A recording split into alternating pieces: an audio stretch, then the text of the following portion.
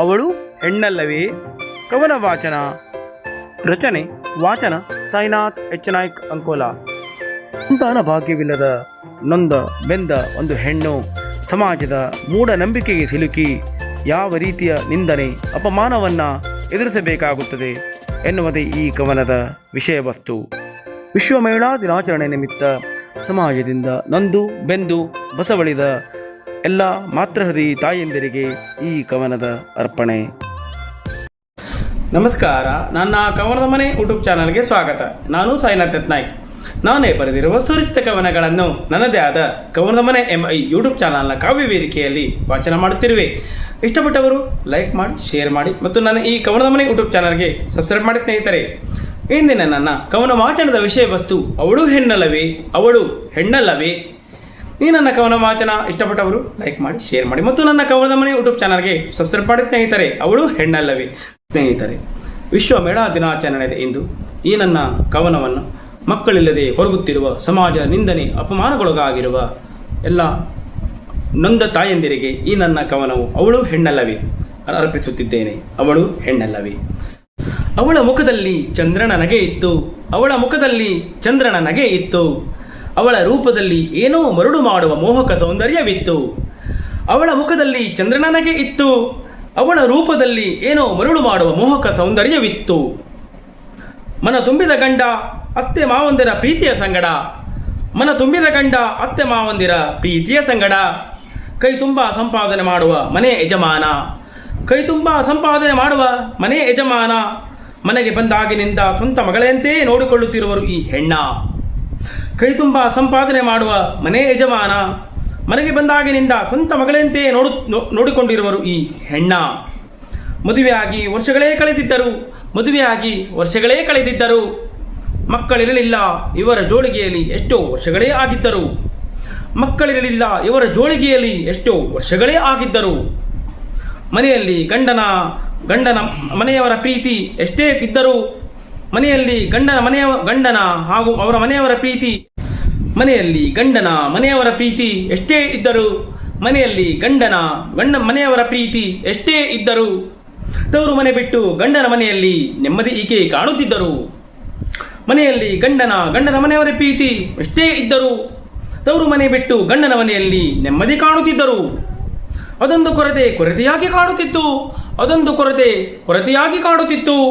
ಯಾರಾದರೂ ಕೇಳಿದರೆ ಗಂಡ ಹೆಂಡತಿರಿಬ್ಬರ ಮಗು ಸಪ್ಪೆಯಾಗಿ ಉತ್ತರವಿಲ್ಲದೆ ಬಾಡುತ್ತಿತ್ತು. ಯಾರಾದರೂ ಕೇಳಿದರೆ ಗಂಡ ಹೆಂಡತಿರಿಬ್ಬರ ಮಗು ಸಪ್ಪೆಯಾಗಿ ಉತ್ತರವಿಲ್ಲದೆ ಬಾಡುತ್ತಿತ್ತು. ಯಾವುದೇ ವೈದ್ಯಕೀಯ ಉಪಚಾರಗಳು ಫಲಿಸಿರಲಿಲ್ಲ.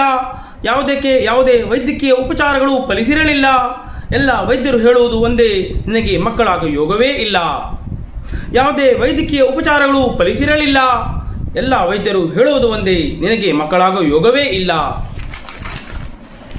ಹೋದ ಕಡೆಯೆಲ್ಲ ವೈದ್ಯರ ಮಾತು ಕೇಳಿ ಈ ಹೆಣ್ಣಿನ ಎದೆ ಒಡೆದು ಹೋಗುತ್ತಿತ್ತು. ತಡೆಯಲಾರದೆ ಗಂಡನ ಎದೆಯೊರಗಿ ಬಿದ್ದು ಅಳುತ್ತಿದ್ದಳು. ಬೊಬ್ಬೆ ಹಾಕಿ ಸಾಕಾಗುತ್ತಿತ್ತು.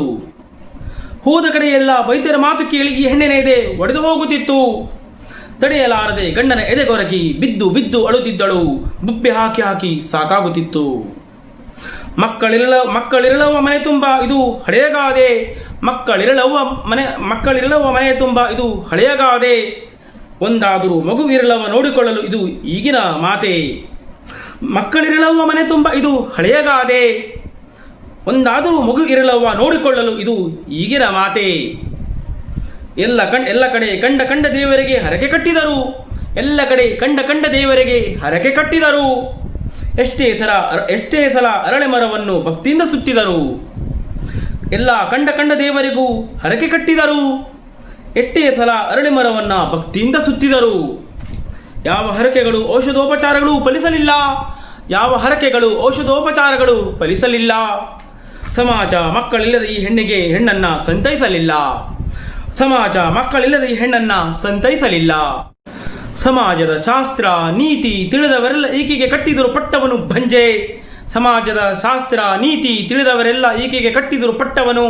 ಭಂಜೆ. ಹಾಕಿದರು ಒಳ್ಳೆಯ ಕಾರ್ಯಕ್ಕೆ ಈ ಹೆಣ್ಣಿನ ಮುಖ ನೋಡಬಾರದೆಂಬ ಹುರುಳಿಲ್ಲದ ಕಾಯ್ದೆ. ಸಮಾಜದ ಶಾಸ್ತ್ರ ನೀತಿಯನ್ನು ತಿಳಿದವರೆಲ್ಲ ಈಕೆಗೆ ಕಟ್ಟಿದರು ಪಟ್ಟವನು ಬಂಜೆ.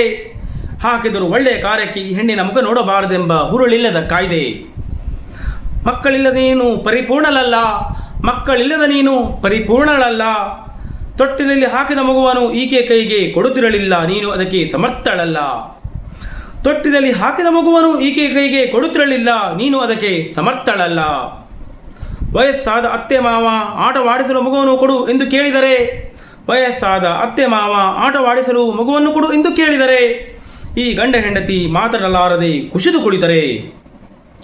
ವಯಸ್ಸಾದ ಅತ್ತೆ ಮಾವ ಆಟವಾಡಿಸಲು ಪುಟ್ಟ ಮಗುವನ್ನು ಕೊಡು ಎಂದು ಕೇಳಿದರೆ, ಈ ಗಂಡ ಹೆಂಡತಿ ಮಾತನಾಡಲಾರದೆ ಕುಸಿದು ಕುಳಿತರೆ. ಮತ್ತೊಂದು ಮದುವೆಯಾಗು ನಮ್ಮ ಮನೆತನವನ್ನು ಬೆಳೆಸು ಎಂದು ಮಗನಿಗೆ ಹೇಳಾಯಿತು. ಮತ್ತೊಂದು ಮದುವೆಯಾಗು ನಮ್ಮ ಮನೆತನವನ್ನು ಬೆಳೆಸು ಎಂದು ಮಗನಿಗೆ ಹೇಳಾಯಿತು. ಮಗ ಅದಕ್ಕೆ ಒಪ್ಪದೆ ನಾ ಸತ್ತರು ಬದುಕಿದರು ಈಕೆ ಜೊತೆಗೆ ಎಂದಾಯಿತು. ಮತ್ತೊಂದು ಮದುವೆಯಾಗು ನಮ್ಮ ಮನೆತನವನ್ನು ಬೆಳೆಸು ಎಂದು ಮಗನಿಗೆ ಹೇಳಾಯಿತು. ಮಗ ಅದಕ್ಕೆ ಒಪ್ಪದೆ ನಾ ಸತ್ತರು ಬದುಕಿದರು ಈಕೆ ಜೊತೆ ಎಂದಾಯಿತು. ಹೊಟ್ಟೆಯಲ್ಲಿ ಮಗು ಹುಟ್ಟಿದರೆ ಮಾತ್ರ ತಾಯಿಯಲ್ಲ, ಹೊಟ್ಟೆಯಲ್ಲಿ ಮಗು ಹುಟ್ಟಿದರೆ ಮಾತ್ರ ತಾಯಿಯಲ್ಲ. ಮಗುವಿಗೆ ಪ್ರೀತಿ ಮಮತೆ ಕೊಟ್ಟರೆ ಇವಳು ದೇವರಾಗುವರಲ್ಲ. ಹೊಟ್ಟೆಯಲ್ಲಿ ಮಗು ಹುಟ್ಟಿದರೆ ಮಾತ್ರ ತಾಯಿಯಲ್ಲ, ಮಗುವಿಗೆ ಪ್ರೀತಿ ಮಮತೆ ಕೊಟ್ಟರೆ ಮಾತ್ರ ಇವರು ದೇವರಾಗುವರಲ್ಲ. ಈ ಗಂಡ ಹೆಂಡತಿ ಗಟ್ಟಿ ನಿರ್ಧಾರ ಮಾಡಿದರು. ಅನಾಥಾಶ್ರಮದಲ್ಲಿ ತಮಗೆ ಬೇಕಾದ ಪುಟ್ಟ ಮಗುವನ್ನು ದತ್ತು ಪಡೆದರು. ಈ ಗಂಡ ಹೆಂಡತಿ ಗಟ್ಟಿ ನಿರ್ಧಾರ ಮಾಡಿದರು. ಅನಾಥಾಶ್ರಮದಲ್ಲಿ ತಮಗೆ ಬೇಕಾದ ಪುಟ್ಟ ಮಗುವನ್ನು ದತ್ತು ಪಡೆದರು. ತಮಗೆ ಮಕ್ಕಳಿಲ್ಲ ಎನ್ನುವ ಚಿಂತೆಯನ್ನು ಬಿಟ್ಟು ಆ ಪುಟ್ಟ ಮಗುವಿಗೆ ತಮ್ಮ ಪ್ರೀತಿ ಎಲ್ಲವನ್ನು ಕೊಟ್ಟು, ತಮಗೆ ಮಕ್ಕಳಿಲ್ಲ ಎಂಬ ಚಿಂತೆಯನ್ನು ಬಿಟ್ಟು ಆ ಪುಟ್ಟ ಮಗುವಿಗೆ ತಮ್ಮ ಪ್ರೀತಿ ಎಲ್ಲವನ್ನು ಕೊಟ್ಟು ಬೆಳೆಸಿದರು ತಮ್ಮ ಹೊಟ್ಟೆಯಲ್ಲೇ ಹುಟ್ಟಿದ ಮಗುವಂತೆ. ಅವರ ಮಕ್ಕಳಿಲ್ಲದ ಕೊರತೆ ನೀಗಿತ್ತು, ಆಡಿಕೊಳ್ಳುವ ಬಾಯಿಗಳಿಗೆ ಬೀಗ ಬಿದ್ದಿತ್ತು. ಬೆಳೆಸಿದರು ಸ್ವಂತ ಹೊಟ್ಟೆಯಲ್ಲಿ ಹುಟ್ಟಿದ ಮಗುವಂತೆ, ಅವರ ಮಕ್ಕಳಿಲ್ಲದ ಕೊರತೆ ನೀಗಿತ್ತು, ಆಡಿಕೊಳ್ಳುವ ಬಾಯಿಗಳಿಗೆ ಬೀಗ ಬಿದ್ದಿತ್ತು. ಸಮಾಜದಲ್ಲಿ ಮಕ್ಕಳಿಲ್ಲದ ಹೆಣ್ಣು ಬಂಜೆ ಎಂದು ಜರೆಯದಿರಿ. ಅವಳು ಹೆಣ್ಣಲ್ಲವೇ, ಅವಳ ಮನಸ್ಸು ಕಣ್ಣೀರು ಹರಿಯುವುದಿಲ್ಲವೇ? ಅವಳು ಹೆಣ್ಣಲ್ಲವೇ, ಅವಳ ಮನಸ್ಸು ನೊಂದು ಕಣ್ಣೀರು ಹರಿಯುವುದಿಲ್ಲವೇ? ಮಕ್ಕಳಿಲ್ಲದ ಹೆಣ್ಣನ್ನು ಗೌರವಿಸಿ ಸೂಕ್ತ ಸ್ಥಾನಮಾನ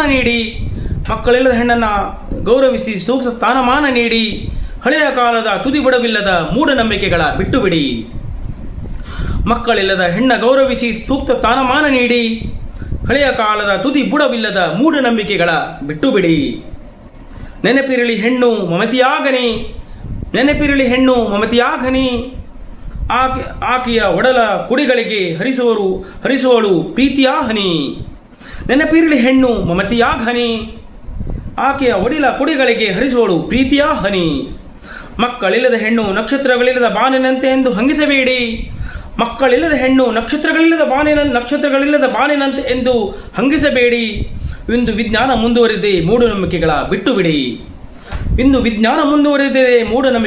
ಬಿಟ್ಟು ಬಿಡಿ.